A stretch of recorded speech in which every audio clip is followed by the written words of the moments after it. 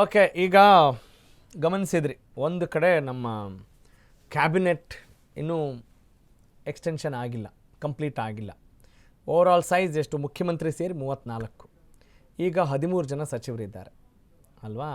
ಇನ್ನು ಉಳಿದಿರುವಂಥ 20 ಸ್ಥಾನಗಳಿಗೆ ಒಂದು 40 ಜನ ಟವಲ್ ಹಾಕೊಂಡು ಕೂತ್ಕೊಂಡಿದ್ದಾರೆ. ಟವಲ್ಲು, ಕರ್ಚಿಫು, ಲಾಬಿ, ಹಂಗೆ ಲಾಭ ಆಗುತ್ತೆ ಅಂತ ನೋಡ್ತಾ ಇರ್ತಾರೆ. ಓಕೆ, ಇದು ಒಂದು ಕಡೆ. ಇದು ಒಂದು ಹೋರಾಟ. ಈಗ ಇದಕ್ಕಿಂತ ದೊಡ್ಡ ಒಂದು ವಿಚಾರ ಇದೆ, ಅದನ್ನು ನೀವೆಲ್ಲ ಎಲ್ಲರೂ ಕೂಡ ಚರ್ಚೆ ಮಾಡಲೇಬೇಕು. ನೋಡಿರಿ, ಎಲ್ಲ ಪೇರೆಂಟ್ಸ್ ಬಹುತೇಕರು ಕಷ್ಟಪಡೋದು ಯಾಕ್ರಿ ರೀ? ಮಕ್ಕಳ ವಿದ್ಯಾಭ್ಯಾಸಕ್ಕೆ ಒಂದು ಹಂತವನ್ನು ತಲುಪಿ ಅವರೆಲ್ಲ ಸ್ಯಾಕ್ರಿಫೈಸ್ ಮಾಡಿ ಒಂದು ಎಜುಕೇಷನ್ ಅಂತ ಮಾಡಿಕೊಂಡು ಪ್ರತಿಭಾವಂತರಿಗೆ ಅನ್ಯಾಯ ಆದಾಗ, ಪ್ರಾಣ ಚೆಲ್ಲಿದಾಗ ಹೆತ್ತವರ ಒಡಲು ಎಷ್ಟು ಬೆಂಕಿ ಆಗಿರಬಾರ್ದು, ಎಷ್ಟು ಉರಿದಿರಬಾರ್ದು. Why it is so? ಯಾವುದ್ರ ಬಗ್ಗೆ ಮಾತಾಡ್ತಾ ಇದ್ದೀನಿ?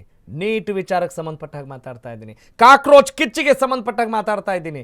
ಇತ್ತ ಕಾಕ್ರೋಚ್ ಕಿಚ್ಚು, ಅತ್ತ ರೈತರ ರೋಷಾವೇಶ. ಮೋದಿ ಸರ್ಕಾರದ ವಿರುದ್ಧ ಮತ್ತೊಮ್ಮೆ ರಣಕಹಳೆ ಜೋರಾಗಿದೆ. ಹೇಗಿದೆ ಬನ್ನಿ ನೋಡೋಣ.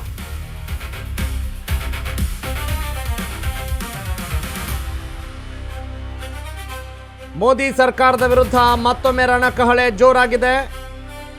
ರಾಷ್ಟ್ರ ರಾಜಧಾನಿ ದೆಹಲಿಯಲ್ಲಿ ಡಬಲ್ ದಂಗಲ್. ಒಂದು ಕಡೆ ಕಾಕ್ರೋಚ್ ಕಿಚ್ಚು, ವಿದ್ಯಾರ್ಥಿಗಳ ಅಸಮಾಧಾನ, ಇನ್ನೊಂದು ಕಡೆ ರೈತರು. ಉತ್ತರ ಭಾರತದ ರೈತರಿಂದ ಕಿಸಾನ್ ಘಾಟ್ ಚಲೋ ನಡೀತಾ ಇದೆ. ರೈತರು ರಣರಣ ಅಂತಿದ್ದಾರೆ. ಹರಿಯಾಣದಲ್ಲಿ ಪರಿಸ್ಥಿತಿ ಉದ್ವಿಗ್ನ ಆಗಿದೆ.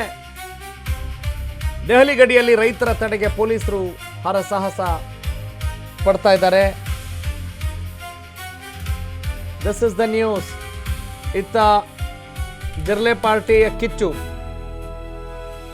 ಇನ್ನೊಂದು ಕಡೆ ರೈತರು. ನೋಡಿ, ಎರಡು ಎಷ್ಟು ಇಂಪಾರ್ಟೆಂಟು. ಇಂದಿನ ಮಕ್ಕಳು ಮುಂದಿನ ಪ್ರಜೆಗಳು, ಸುಂದರ ಭಾರತದ ಭವಿಷ್ಯದ ನಿರ್ಮಾತೃಗಳಾಗಿರಬೇಕಾದಂಥ ನಮ್ಮ ವಿದ್ಯಾರ್ಥಿಯರಿಗೆ ಇವತ್ತು ವಿಶ್ವಾಸ ಕಳೆದು ಹೋಗಿದ್ದೀರಿ ಇಂತಹ ಕೆಟ್ಟ ಆಡಳಿತ ವ್ಯವಸ್ಥೆಯಿಂದ. ಅದರ ಜೊತೆಗೆ ಇವರಿಲ್ಲ ಅಂದರೆ ಇಲ್ಲ ರೈತರು. ನೋಡಿ, ನಾವು ಈ ಕಡೆ ಎಜುಕೇಷನ್ ಬಗ್ಗೆನೂ ಸರಿಯಾದಂಥ ಒಂದು ಇಂಪಾರ್ಟೆನ್ಸ್ ಕೊಡ್ತಾ ಇಲ್ಲ. ಇನ್ನು ಅನಿವಾರ್ಯವಾಗಿರುವಂಥ ನಮ್ಮ ಬದುಕಿನ ಪ್ರತಿ ಕ್ಷಣಕ್ಕೂ ಕೂಡ ಬೇಕಾಗಿರುವಂಥ ಆಹಾರ ಒದಗಿಸುವಂಥ ಅನ್ನದಾತ, ಅವನ ಬಗ್ಗೆನೂ ಕೂಡ ನಾವು ಸರಿಯಾಗಿ ನೋಡ್ಕೊಳ್ತಾ ಇಲ್ಲ ಅಂತ ಹೇಳಿದರೆ, ಇನ್ನು ಯಾವ ಕಾರಣಕ್ಕೆ ನೀವು ಆಡಳಿತ ಮಾಡ್ತೀರ್ರಿ? ಯಾವ ಕಾರಣಕ್ಕೆ ರಾಜಕಾರಣ ಮಾಡಬೇಕ್ರಿ ನೀವೆಲ್ಲ? ಅದು ಪ್ರಧಾನಿ ಆದ್ರೇನು, ಪ್ರಧಾನ ಆದ್ರೇನು ಅಲ್ವಾ? ಏನಕ್ಕೆ ರೀ ಮಾಡಬೇಕು? ಇಂಥ ಘಟನೆಗಳು ಮರುಕಳಿಸಬಾರ್ದು ಅಂತ ಹೇಳಿದರೆ, ನೀವು ಎಷ್ಟೇ ಆಗಿರ್ಬೋದು, ಎಷ್ಟೇ ಕಿರೀಟ ಹೊತ್ಕೊಂಡಿರ್ಬೋದು, ಎಷ್ಟೇ ಸುದೀರ್ಘ ಅವಧಿಯ ಉನ್ನತ ಸ್ಥಾನದಲ್ಲಿರ್ಬೋದು, ವಾಟ್ ಈಸ್ ದ ಯೂಸ್ ಅಂತ ಕೇಳುವ ಪ್ರಶ್ನೆ ಈಗ ಬಂದಿದೆ. ಎಸ್, ಇದಕ್ಕೆ ಪೂರಕವಾದಂಥ ಮತ್ತೊಂದು ಸುದ್ದಿ. ಭಾರತ ಅಮೆರಿಕ ವ್ಯಾಪಾರ ಒಪ್ಪಂದ ವಿರೋಧಿಸಿ ಈ ಪ್ರತಿಭಟನೆ ನಡೀತಾ ಇದೆ.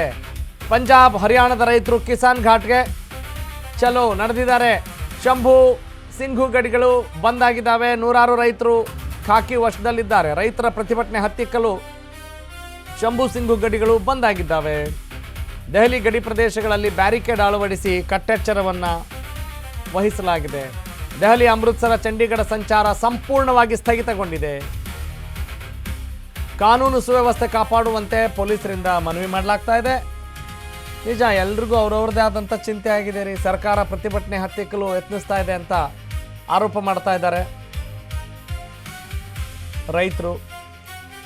ನಿಜ, ನಮಗೆ ತುಂಬ ಕಷ್ಟ ಆಗುತ್ತೆ ಅಂತ ಹೇಳಿದಾಗ, ನೋಡ್ರಿ, ಈಗ ಸರ್ಕಾರಕ್ಕೊಂದು ಆಲೋಚನೆ ಇರ್ಬೋದು, ದೂರದೃಷ್ಟಿ ಇರ್ಬೋದು, ಅದನ್ನು ಕನ್ವೆ ಮಾಡೋಕೆ ನಿಮಗೆ ಶಕ್ತಿ ಇಲ್ಲ ಅಂತ ಹೇಳಿದರೆ ಯಾಕೆ ಬೇಕಂತ ಒಪ್ಪಂದ ಅನ್ನೋದು ಒಂದು ವಾದ.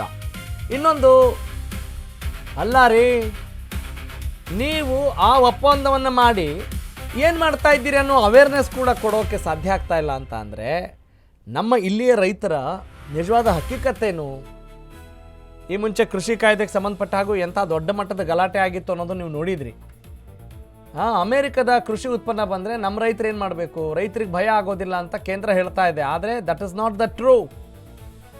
The truth. ಕೋಳಿ ಮಾಂಸ, ಅಕ್ಕಿ, ಗೋಧಿ, ರಾಗಿ, ಸಕ್ಕರೆ, ಸೋಯಾ, ಜೋಳ, ಬಾಜ್ರಾ, ಮೆಕ್ಕೆಜೋಳ, ಬಾಳೆಹಣ್ಣು, ಹಸಿರು ಬಟಾಣಿ, ಕಾಬೂಲಿ ಚೆನ್ನ, ಡೈರಿ ವಸ್ತುಗಳು ಭಾರತಕ್ಕೆ ಬರೋದಿಲ್ಲ. ನೋಡಿ, ಕೃಷಿ ಉತ್ಪನ್ನಗಳ ರಫ್ತಿಗೂ ಈ ಒಪ್ಪಂದದಿಂದ ಲಾಭ ಇದೆ. ಅಮೆರಿಕದ ಕೃಷಿ ಉತ್ಪನ್ನಗಳು ಭಾರತಕ್ಕೆ ಎಂಟ್ರಿ ಕೊಡಲ್ಲ, ಆದರೆ ಭಾರತದ ಕೃಷಿ ಉತ್ಪನ್ನಗಳು ಅಮೆರಿಕಕ್ಕೆ ಹೋಗ್ತವೆ. ಪ್ರಸ್ತುತ ಭಾರತದ ಕೃಷಿ ರಫ್ತು $54 ಬಿಲಿಯನ್ ಇದೆ. ಇದು $100 ಬಿಲಿಯನ್ ಗಳಿಗೆ ಏರುವ ನಿರೀಕ್ಷೆ ಇದೆ. ಅಮೆರಿಕದ ಕೃಷಿ ಉತ್ಪನ್ನಗಳು ಭಾರತಕ್ಕೆ ಬರಬಹುದು. ಓಕೆ, ಅಮೆರಿಕದ ಕೃಷಿ ಉತ್ಪನ್ನ ಬಂದರೆ ಭಾರತದ ರೈತರಿಗೆ ಸಹಜವಾಗೇ ತಲೆಬಿಸಿ ಅಲ್ವೇನ್ರಿ? ಆದರೆ ರೈತರಿಗೆ ಭಯ ಆಗೋದಿಲ್ಲ ಅಂತ ಕೇಂದ್ರ ಹೇಳ್ತಾ ಇದೆ. ಅಲ್ಲ ರೀ, ನಾವು ಭಯದಲ್ಲಿ ಒದಾಡ್ತಾ ಇದ್ದೀವಿ ಅಂತ ಹೇಳಿದ್ರು ಭಯ ಆಗೋದಿಲ್ಲ ಅಂತ ಹೇಳ್ತಿದ್ದೀರಲ್ಲ ಅನ್ನೋದು ರೈತರ ಮಾತಾಗಿದೆ, ವಾದ ಆಗಿದೆ, ಪ್ರತಿಭಟನೆಯ ಲೈನ್ ಅಜೆಂಡಾ ಆಗಿದೆ. This is the news. ನೋಡಿ, ತುಂಬ ಇಂಪಾರ್ಟೆಂಟು. ನಾವು ಯಾವುದೇ ಒಪ್ಪಂದ ಮಾಡೋಕ್ಕೆ ನಿಜ ಅದು ಅಷ್ಟು ಸುಲಭ ಇರಲ್ಲ. ಕೇಂದ್ರ ಸರ್ಕಾರ ಏನೋ ಇಂಟೆನ್ಷನಲಿ ಮಾಡ್ತಾ ಇದೆ ಅಂತ ಹೇಳ್ತಾ ಇಲ್ಲ. ಆದರೆ you are not convincing our farmers, you are not conveying the right message to the farmer. ನೀವು ತಜ್ಞರ ಹತ್ರ, ಪ್ರಾಜ್ಞರ ಹತ್ರ ಎಷ್ಟು ಚೆನ್ನಾಗಿ ಯೋಚನೆ ಮಾಡ್ತೀರಿ. ಬರೀ ಕಮರ್ಷಿಯಲ್ ಪಾಯಿಂಟ್ ಆಫ್ ವ್ಯೂಯಿಂದನೇ ಯೋಚನೆ ಮಾಡ್ತಾ ಕೂತ್ಕೊಂಡ್ರೆ ನಿಮ್ಮ ಸ್ವಾರ್ಥದ ಕಮರ್ಷಿಯಲ್ ಪಾಯಿಂಟ್ ಆಫ್ ವ್ಯೂ ಆಗಬಾರ್ದು. ಎಲ್ಲರ ಕಮರ್ಷಿಯಲ್ ಪಾಯಿಂಟ್ ಆಫ್ ವ್ಯೂಯಿಂದ ನೀವು ಮಾಡ್ತೀರಾ ಅನ್ನೋದನ್ನು ಪ್ರಶ್ನೆ ಮಾಡ್ಕೊಳ್ಳಿ. ನಿಮ್ಗೆ ಸರಿ ಇದ್ದರೆ ಪ್ರತಿಭಟನೆಯನ್ನು ಹತ್ತಿಕ್ಕೋ ಪ್ರಶ್ನೆನೇ ಬರಲ್ಲ. ಅಥವಾ ಯಾವಾಗ ನಿಮ್ಗೆ ಕಷ್ಟ ಆಗ್ಬೋದು, ನೀವೀಗ ಹೇಳ್ಬೋದು, ಸರ್ಕಾರ ಹೇಳ್ಬೋದು, ನೋಡ್ರಿ ಈ ಪ್ರತಿಭಟನೆಯ ನೆಪದಲ್ಲಿ ರಾಜಕಾರಣ ನಡೀತಾ ಇದೆ. ಹೌದು, ಪ್ರಜಾಪ್ರಭುತ್ವ ವ್ಯವಸ್ಥೆಯಲ್ಲಿ ಆಗ್ತಾ ಇರೋದೇ ಅದು. ಪ್ರಜಾಪ್ರಭುತ್ವ ವ್ಯವಸ್ಥೆನ ಇದು ರಾಜಕಾರಣದ ವ್ಯವಸ್ಥೆ. ಹೀಗಿರುವಾಗ ಬಹಳ ಅಂದರೆ ಈಗ ತುಂಬ ದೊಡ್ಡ ಮೀರು ಹೋಗಿದೆ.